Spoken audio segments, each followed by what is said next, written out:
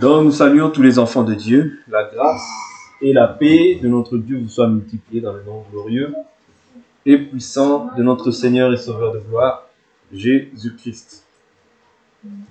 Nous continuons notre enseignement sur l'abomination de la désolation. Vous vous souvenez de ce qu'on a vu dans les deux premières parties? Nous avons essayé de voir comment va s'effectuer l'abomination de la désolation. Nous avons dit qu'en fait, c'est comment l'Antichrist va chercher à pouvoir renverser le sacrifice qui est offert au temple. Il va vouloir arrêter tout ce qui est lié au sacrifice. Nous avons vu ça dans le livre de Daniel 9. Mais nous voulons voir aussi ces choses-là. Nous avons vu ça dans le cadre de la prophétie. Et nous avions vu aussi à quel moment cette prophétie va s'accomplir. Donc nous avons vu que ce n'est pas dans notre ère, mais ce sera vraiment dans l'ère où l'Antichrist va venir sur la terre. C'est-à-dire l'Église sera déjà allée à l'enlèvement. D'accord? Donc ce sera durant la seconde, parce que dans la première partie des 7 ans, nous avons vu que l'Antichrist va coaliser toutes les nations pour l'adoration de la bête. Les 2 ans seront en Israël. Ils prêcheront 3 ans et demi.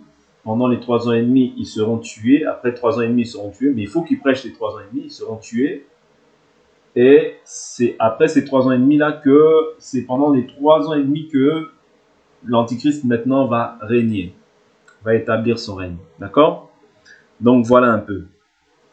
Donc, en ce qui concerne l'abomination de la désolation, nous voulons voir aussi, nous avions essayé de voir aussi par la grâce du Seigneur, comment est-ce que dans l'ère actuelle, les antichrists aussi opèrent. Quand on parle des antichrists, on voit tous ceux qui s'opposent au message de Christ. D'accord? Ce sont des antichrists. Ok? Hier, j'avais dit que j'allais prendre une écriture, mais que je n'ai pas pu prendre. Je me suis beaucoup plus épanché sur le livre de 2 Corinthiens chapitre 11, où nous avons vu beaucoup plus les caractéristiques des faux prophètes. C'est-à-dire qu'on avait vu que ils se déguisent en anges de lumière. Ok? Ils se déguisent en anges de lumière. Ils se déguisent en anges de lumière et en apôtres de Christ. Parce que apôtre veut dire envoyé. Vous savez ça. Apôtre veut dire envoyé. Donc ils se déguisent. Donc ils ne viennent pas avec le nom, mais ils viennent sous le nom. Vous voyez? Et c'est ce que ça aussi Jésus nous l'avait dit. Ils viendront sous mon nom. Quelqu'un qui ne vient pas, qui vient sous le nom, il ne vient pas avec le nom, mais il vient sous le nom. C'est-à-dire d'une manière camouflée, d'une manière déguisée. Ok? Et la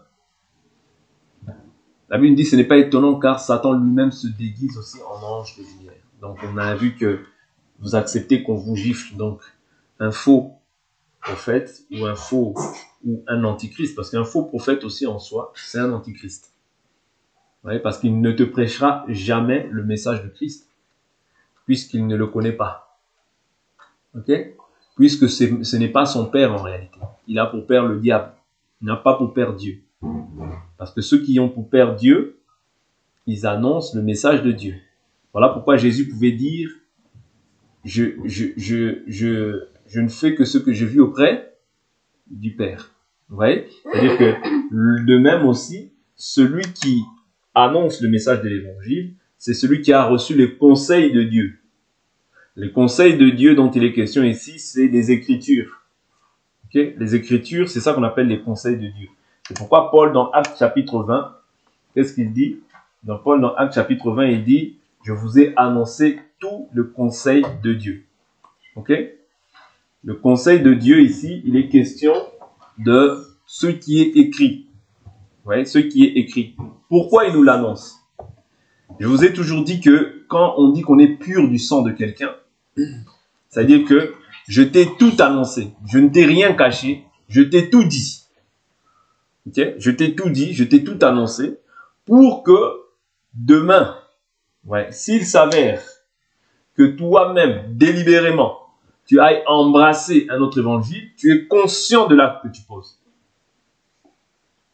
C'est pourquoi Paul, dans Actes chapitre 20, qu'est-ce qu'il dit? Prenons rapidement cette écriture. se calme. Actes chapitre 20. Actes des Apôtres chapitre 20. Il dit quoi? Alors, je prends à partir du verset 25. Il dit, et maintenant voici, je sais que vous ne me verrez plus. Vous ne verrez plus mon visage, vous tous, au milieu de qui j'ai passé en présence en prêchant le royaume de Dieu. C'est pourquoi je l'atteste aujourd'hui, je suis pur du sang de vous tous. Prêcher, c'est se purifier du sang des gens. Est-ce que vous comprenez? Prêcher, c'est se purifier du sang d'autrui. Voilà pourquoi il dit, je suis pur du sang de vous tous. Car sans rien dissimuler. Donc quand on prêche, on doit tout annoncer. Ouais. Jésus dit, je n'ai fait que ce que j'ai vu auprès du Père. C'est-à-dire, Jésus nous a rien caché. Ok? De même aussi, celui qui annonce l'évangile doit dire toute la vérité. Que ça plaise ou non, il l'a dit. Pourquoi il l'a dit? Parce que lorsqu'il dit, il ne dit pas pour t'obliger à le faire. Non, il te dit pour que demain, toi qui te présenteras devant Dieu, tu n'aies pas d'excuses devant le Seigneur. Parce que le Seigneur te montrera qu'on t'a montré ça. Que délibérément, tu n'as pas voulu. Là, c'est autre chose. C'est-à-dire que tu transgresses la loi. Et la Bible nous dit, le péché, c'est quoi? C'est la transgression de la loi. Okay? C'est comme ça que toute bouche sera reconnue coupable devant le Seigneur. Personne ne pourra dire, oh non, je ne savais pas, je n'étais pas au courant. Non, Dieu permettra, avant ta mort, que les conseils de Dieu, là, tu puisses avoir tous les conseils de Dieu, du moins tout ce qui est lié à la doctrine, pour ton salut. Ok? Je continue. Car sans rien dissimuler, je vous ai annoncé tous les desseins de Dieu. Acte 20, 27. Prenez maintenant 28. Prenez donc garde à vous-même et à tout le troupeau au sein duquel le Saint-Esprit vous a établi évêque, pour faire paître l'église de Dieu qu'il s'est acquise par son propre sang. Ok? Pour faire paître l'église de Dieu qu'il s'est acquise par son propre sang. Je sais que parmi vous, après mon départ, s'introduiront. Vous voyez? C'est-à-dire que le Saint-Esprit lui atteste, et même dans le livre de Timothée, il dit, l'Esprit dit expressément que dans les derniers temps, il y aura quoi? Dans les derniers temps, plusieurs... les gens n'auront plus l'amour de la vérité, toutes ces choses-là. Bon, on lira ça par la suite. On lira ça par la suite. C'est 1 Timothée 3, 4, tout ça. On lira ça par la suite. Plusieurs abandonneront la sainte doctrine pour s'attacher à des esprits de séducteurs et des doctrines de démons. Vous voyez? Donc, tout ça, les esprits séducteurs, les doctrines de démons, l'enseignement, en fait, que tu reçois, c'est pourquoi? C'est pour que tu t'en préserves. Ouais. Lorsque toi, tu vois le mal, que tu saches discerner ce qui est bon de ce qui est mauvais. Ça sert à ça. En fait, l'enseignement vient te donner les yeux. C'est-à-dire, quand tu vois ce qui est faux, tu te dis non, ça c'est faux. Et quand c'est faux, et si toi tu mets foi, c'est-à-dire que c'est un acte abominable devant Dieu. C'est une horreur devant Dieu. Parce que il n'y a pas de mensonge dans la vérité. C'est-à-dire, dès qu'on met un mensonge, ça devient abominable. Voilà pourquoi on parle de la saine doctrine. C'est-à-dire qu'elle est saine, elle est sans tache. Elle est pure. Mais lorsqu'on ajoute le mensonge, c'est plus Dieu. Le père du mensonge, c'est le diable. Est-ce que vous comprenez? C'est pourquoi on ne peut pas mettre foi à tout esprit. On doit être vigilant dans notre marche par rapport à ce qu'on écoute et par rapport... Parce que ce que tu écoutes, je vous dis toujours, c'est ça qui va déterminer ta conduite. On l'a vu dans Jacques chapitre 3, 4, où il dit que un navire, aussi grand qu'il soit, et voilà, qui comporte beaucoup de passagers, est conduit par un seul pilote. Ouais, aussi grand qu'il soit. Mais il est conduit par un seul pilote. C'est-à-dire, si là, le pilote là, conduit mal, si la personne là, dit des choses, elle n'est pas constante dans ce qu'elle dit, eh bien les gens vont chavirer. Vous comprenez? C'est pourquoi il est très important de demeurer sur le fondement. Pour que ce que tu crois puisse subsister. pour que ta foi ne soit pas bâtie sur les raisonnements des hommes, sur les pensées humaines ou sur la philosophie. Mais elle doit avoir un fondement. C'est-à-dire que tout ce qu'on te dit doit avoir un soubassement biblique. Si ça n'a pas de soubassement, tu le rejettes. Oh non, mais tu vois, c'est lui qui m'a engendré dans la foi. Tu le rejettes. Ce n'est pas Dieu.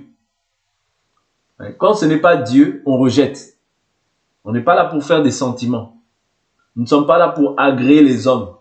Nous agréons la parole. Nous agréons la parole. Nous acceptons la parole. Nous n'acceptons pas. Nous aimons les hommes. C'est pas mauvais. Mais néanmoins, je ne peux pas recevoir la semence d'un homme. Je reçois la semence qui vient de Dieu, mais au travers de l'homme. En réalité, c'est l'œuvre de Dieu. C'est pas l'œuvre d'un homme. Et l'homme rendra compte de ce qu'il a transmis. C'est-à-dire, est-ce que ce que tu as dit, est-ce que ça s'appuie sur ce qui est écrit? Ce que tu as dit, où tu l'as tiré? Si c'est en inspiration, ça ne subsistera pas sur le fondement. Si c'est tes raisonnements, ça ne subsistera pas sur le fondement, selon 1 Corinthiens 3. Mais si ce que tu as dit, c'est écrit, c'est là que ça a de la valeur devant Dieu. Parce que n'oubliez pas, l'Éternel, notre Dieu, est derrière sa parole pour l'accomplir. Pas derrière tes raisonnements, pas derrière ta philosophie, pas derrière tes pensées. J'insiste sur ces choses-là. D'accord? Je sais que parmi vous, après mon départ, s'introduiront des loups redoutables qui n'épargneront pas le troupeau. Et que du milieu de vous se lèveront des hommes qui prononceront des paroles perverses. Toujours des hommes qui s'élèveront. Du milieu de vous. Des paroles perverses pour entraîner les disciples après eux. Je vous dis toujours que le rôle de la prédication, toute prédication, a un objectif. Est-ce que vous comprenez? Toute prédication a un objectif. Toute prédication a un objectif. L'objectif, c'est de faire croître quelque chose, faire naître quelque chose en toi. Voilà pourquoi quand tu entends cette parole, si cette parole est pure, elle va faire naître le Fils en toi. Celui qui a le Fils a la vie. C'est-à-dire, elle va faire naître la vie de Dieu en toi. Mais si elle ne fait pas naître la vie de Dieu, elle va produire en toi des ronces, des rapines.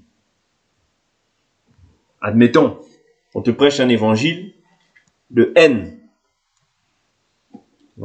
J'ai déjà vu des vidéos où les gens sont là. Allez, faut tuer maintenant. Ils prennent des épées, ils sont là à se battre. Allez, prenez les épées, prenez les épées. Donc eux, ils pensent que quand on parle de l'épée de l'esprit, ils prennent des vraies épées, ils commencent à faire des épées. C'est un évangile, mais c'est un autre évangile et c'est un autre esprit. Souvent, ces gens-là, c'est des gens qui envoient aussi le feu sur les gens. Retour à l'expéditeur, avec effet immédiat. Vous voyez, des choses comme ça. C'est un autre évangile, c'est un autre esprit. Et généralement, les gens qui sont comme ça, ils soupçonnent toujours le mal. Ils voient les sorciers partout. Ils voient les sorciers partout. Pourquoi? Parce que c'est un manque de connaissance. Mon peuple périt parce qu'il lui manque la connaissance. Osée 4, verset 6. C'est un manque de connaissance. Et souvent, ce n'est pas de leur faute. Souvent, c'est un aveugle qui conduit d'autres aveugles. Mais si un aveugle conduit un autre aveugle, les deux tomberont dans un trou. Vous comprenez?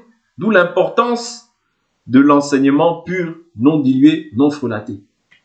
Et c'est celui-là qui a la capacité seul de pouvoir nous ramener dans la vie éternelle. Parce que si nous nous battons, si nous luttons, c'est pour que demain nous soyons auprès du Seigneur. Si tes regards, si ta pensée n'est plus fixée sur le Seigneur, mangeons et buvons, car demain, nous mourrons. Mais si tu as les regards fixés sur le Seigneur, c'est que tu espères encore.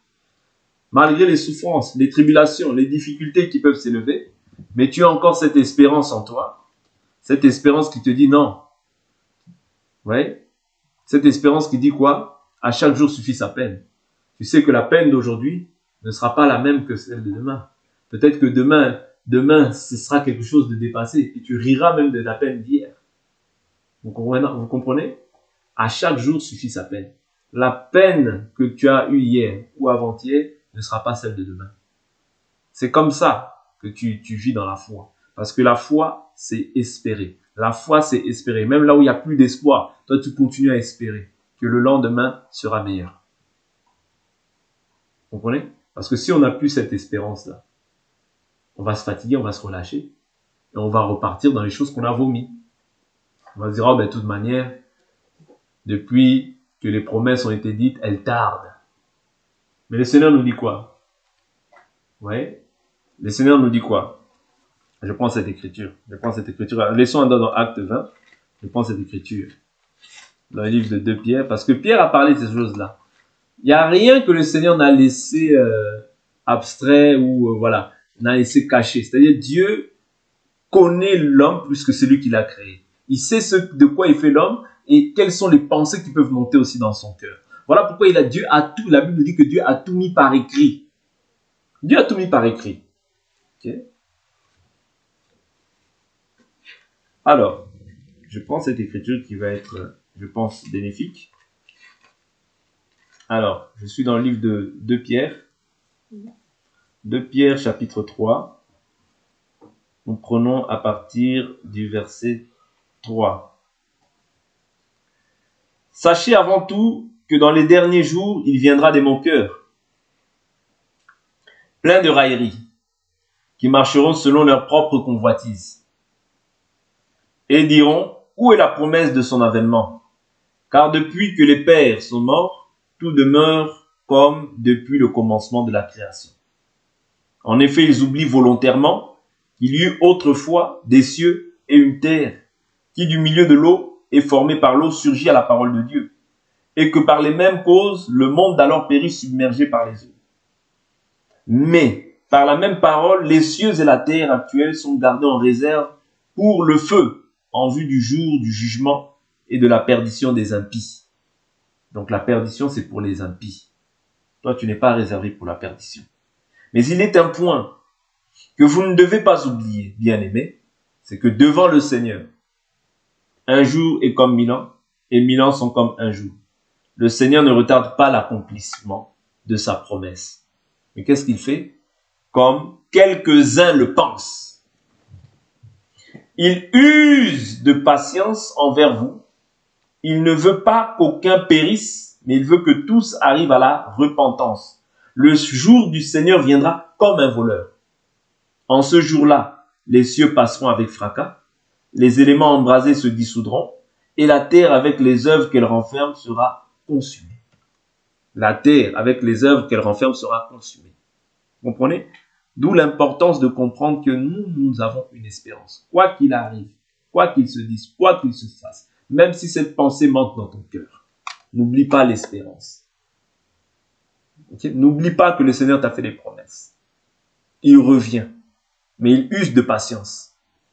Parce qu'il y a encore des gens qui doivent rentrer dans la maison du Seigneur. Il y a encore des gens qui ne sont pas encore parfaits en Christ. Et si tu n'es pas parfait, tu ne peux pas rentrer dans la gloire. Il faut que tu sois parfait comme l'Éternel Dieu est parfait. Parce que rien d'impur ni de souillé ne peut entrer dans la présence du Seigneur. Vous voyez? Je vous dis souvent que si Jésus a vaincu, c'est parce qu'il dit le prince de ce monde vient, il n'a rien de moi. C'est-à-dire que il faut qu'il n'y ait rien de toi, du diable en toi. C'est comme ça que tu peux vaincre. C'est comme ça que le diable ne peut ne pas t'accuser. Mais s'il y a quelque chose de lui qui t'appartient, tu ne verras pas la gloire, c'est impossible. Ouais. Mais si Dieu use de patience, c'est pour toi et moi, pour que nous nous perfectionnons, pour que nous nous éloignions du mal, et pour que nous n'ayons pas part avec les impies. Ouais. Que nous n'ayons pas la même part avec les impies. C'est ça la raison pour laquelle le Seigneur tarde. Encore. Je reprends Acte chapitre 20. Donc nous avons vu que le rôle des faux prophètes, le rôle de la prédication, c'est de semer quelque chose en toi. De semer soit la bonne semence ou la mauvaise semence. La mauvaise semence, elle va créer en toi un mauvais comportement. Une mauvaise attitude, la peur, la crainte, le doute, le manque d'assurance, tout ça. Vous voyez, ça c'est la mauvaise semence. Mais la bonne semence, elle va créer l'amour, la joie, la paix, la patience, la bonté, la douceur, la bienveillance, la fidélité, la maîtrise de soi, ouais, la confiance, l'assurance en Dieu. Ouais, c'est ça qu'elle produit la parole en toi. La parole doit produire quelque chose de bon. Mais si la parole produit en toi la haine, si la parole produit en toi la jalousie, si la parole produit en toi la colère, Si la parole produit en toi des mauvaises choses, ça veut dire que la source, généralement, n'est pas bonne. Bon, dans la bergerie, il y a aussi des boucs et il y a aussi des brebis. Parce que les brebis, c'est ceux qui écoutent la voix du bon berger et qui le suivent. Mais les boucs, même s'ils sont là, même s'ils écoutent la bonne semence, eh ben, vu que ce sont des boucs qui sont destinés à la perdition, ils n'écouteront pas. Okay? Donc ça aussi, il faut en être conscient. Maintenant, il dit quoi? Veillez donc en vous souvenant que pendant 3 ans, je n'ai cessé nuit et jour d'avertir avec larmes chacun de vous. Et maintenant, je vous confie à Dieu et à la parole de sa grâce, qui a la puissance d'édifier et de donner l'héritage parmi tous ceux qui sont sanctifiés. Je n'ai désiré ni l'argent, ni l'or, ni les vêtements de personne. Donc, à contrario, ceux qui viennent pour pouvoir, c'est-à-dire les faux prophètes, eux désireront l'or, l'argent et les vêtements de personne. Parce qu'il dit bien, en fait, le Saint-Esprit n'inspire pas Paul de cette manière en vain. Non, il l'inspire parce qu'il sait que ceux qui viendront en fait avec des motifs impurs, comme on les appelle les serviteurs du ventre, ils chercheront toujours à, c'est-à-dire ces choses-là, l'argent, l'or et les vêtements des personnes. Vous voyez? Parce que ils marchent par le ventre. Ce sont des serviteurs du ventre. C'est-à-dire que eux, tous ceux qu'il y a à manger, tous ceux qui peuvent se mettre sous la dent, eh ben, ils n'hésitent pas. Ouais. Parce que nous devons voir en fait les caractéristiques de Paul, de Jean, de Jacques, dans tous les serviteurs de Dieu. Pourquoi? Parce que ce n'est plus eux qui vivent, mais c'est Christ qui vit en eux. Et quand Christ vit en toi, c'est-à-dire le corps est mort à cause du péché, mais l'esprit est rendu vivant à cause de la justice. C'est-à-dire que tous ceux qui vivent dans la justice de Christ, en réalité, tous les serviteurs doivent être identiques. Les vrais serviteurs, ils doivent être identiques parce qu'ils ont un même message. Paul et Pierre, bien qu'ils parlent d'une manière différente, mais le message est le même. L'évangile ne change pas. Quoique Pierre soit venu pour les circoncis et Paul pour les incirconcis, mais néanmoins, le message est le même. Voilà pourquoi ils lui ont donné la main d'aide d'association. Comprenez? Donc le message ne diffère pas. Le message reste le même. Jésus-Christ mort, ressuscité le 3e jour, assis à la droite du Père, il intercède pour nous. Repentez-vous, que chacun de vous soit baptisé au nom de Jésus-Christ pour le pardon de vos péchés, et vous recevrez le don du Saint-Esprit. Cette promesse est pour vous, pour tous ceux qui croient en aussi grand nom que le Seigneur les appellera, partout dans le monde. Comprenez? Le message est le même. Repentance des œuvres mortes, foi en Dieu, doctrine des baptêmes, imposition des mains, jugement éternel, résurrection des morts. Ça, c'est incontournable. On doit tous connaître ça. Mais lui, le faux, va chercher simplement à t'attirer, à te séduire. Mais la finalité, c'est de te détruire. Ouais. T'attirer, te séduire, te dire non, ça c'est bon, non, ça c'est pas grave, non, ça c'est l'extrême. Mais en réalité, ça n'y a pas la vie dedans. Il n'y a pas la vie. Or, s'il n'y a pas la vie, ça veut dire que c'est la mort qui règne. Vous comprenez? C'est pourquoi, même Jésus, lorsque dans Matthieu 24, il dit, lorsque les disciples le voient, il dit, oh Seigneur, vois ce temple. Le Seigneur n'est pas impressionné par le temple. Il dit, il ne restera pas pierre sur pierre qui ne soit renversée. Mais tu verras les faux, eux, ils s'attachent beaucoup plus au temple. Eux, c'est le temple, c'est le temple, c'est le temple, c'est le temple. Pourquoi? Parce que les disciples, quand ils agissaient comme ça, c'est la pensée charnelle, c'est la pensée humaine. C'est la folie des grandeurs qui les pousse à voir des choses comme ça. Mais les faux aussi vont agir de la sorte. Parce que Jésus, lui, n'a pas pris, c'est-à-dire, il n'a pas mis ses regards sur le temple. Mais il y a des personnes qui mettent seulement leur regard sur le temple, le temple, le temple, le temple, le temple, le temple, le temple. Or que le temple aujourd'hui est spirituel. Il n'est pas mauvais d'avoir un temple physique. Je ne suis pas de ceux qui disent que le temple, c'est-à-dire être dans un lieu, c'est mauvais. Je ne suis pas de ceux. Parce que moi, je crois que même Paul avait loué l'école de Tyrannus. Ok? Pendant 2 ans, je crois. Ok? Donc, c'est pas un péché. D'accord? Donc, s'il y a une écriture qui appuie cela, on ne peut pas venir renverser ce qui est déjà écrit. Ok? Parce que toute écriture est inspirée de Dieu, utile pour enseigner. Donc, Nous ne pouvons pas aller au-delà des Écritures. Il y en a qui se donnent le droit d'aller au-delà des Écritures. Ça aussi, c'est un caractère antichrist. Parce que tu ne peux pas aller, tu ne peux pas ajouter, tu ne peux pas non plus retrancher. Okay? Donc, c'est très important. Donc, voilà.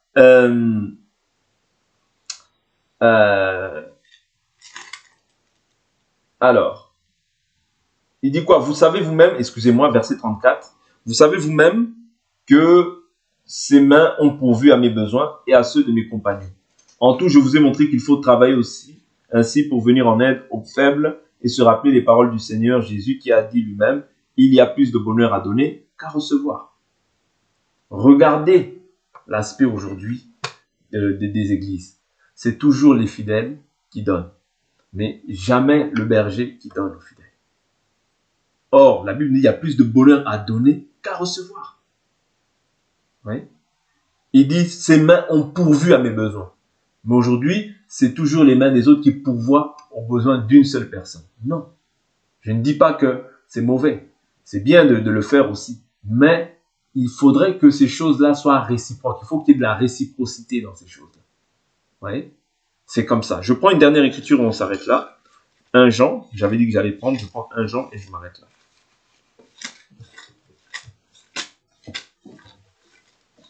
Alors,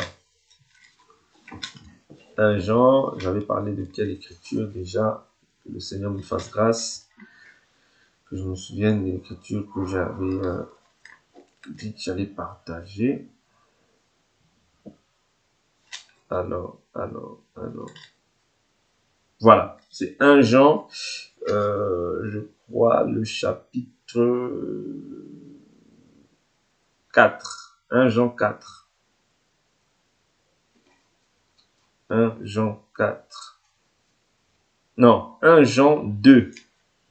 1 Jean 2, je prends à partir du verset 18. L'Écriture nous dit, « Jeunes enfants, c'est l'heure dernière. Comme vous avez entendu qu'un antichrist venait, voici qu'il y a maintenant plusieurs antichrists. » Donc là, il nous parle de l'antichrist qui viendra, qui sera l'incarnation du diable dans la chair.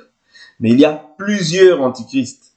Par là, nous reconnaissons que c'est l'heure dernière. Ils sont sortis de chez nous, mais ils n'étaient pas des nôtres. C'est-à-dire que c'était des gens qui sont sortis d'ici, mais ils n'étaient pas des nôtres. La Bible, c'est ce qu'elle nous dit. Car s'ils avaient été des nôtres, ils seraient demeurés avec nous.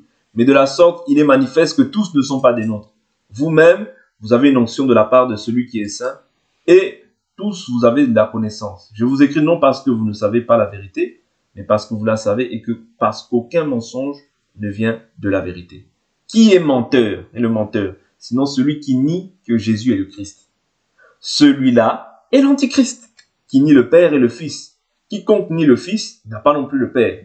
Et celui qui confesse le Fils a aussi le Père. Pour vous, ce que vous avez entendu dès le commencement doit demeurer en vous. Ok?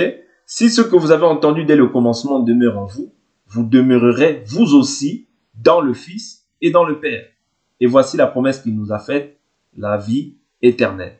Oui? Donc ici, il dit, je vous ai écrit ceci au sujet de ceux qui vous séduisent, toujours. C'est-à-dire qu'il nous prévient, il nous alerte.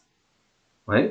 Il nous alerte par rapport toujours aux séducteurs qui s'élèvent pour pouvoir détourner toujours. Parce que la séduction, c'est toujours pour détourner. Quand Ève, le serpent l'a séduit, c'était pour la détourner en fait des promesses qui étaient liées à Adam. Oui, parce que Dieu avait parlé à Adam. Donc de même, ici, il nous montre que celui qui nie le Père et le Fils, c'est un antichrist. Cherche pas trop. Cherche pas loin.